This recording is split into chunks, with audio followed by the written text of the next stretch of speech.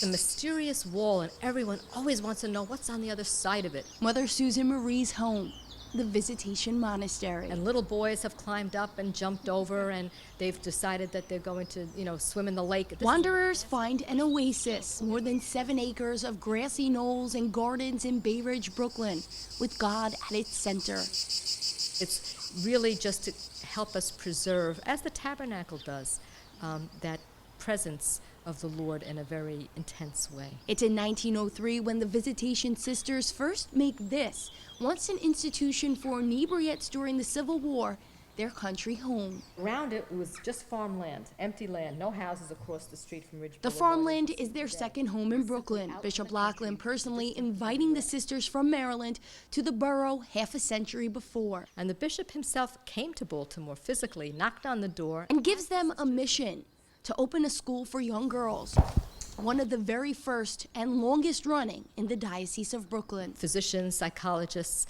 most of them have become professionals over the years. And that was the intent, really, to have girls really be educated to the fullest capacity, way back in the 1850s. Soon after, a neighborhood begins to grow, the school and the monastery at the helm. So everything in Bay Ridge in this vicinity built up after the sisters really began to live here.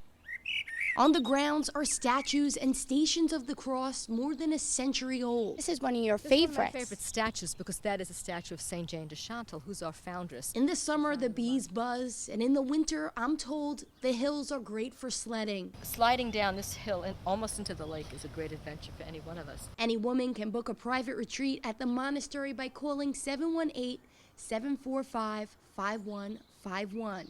Men can visit the beautiful front yard. For Currents, I'm Michelle Powers.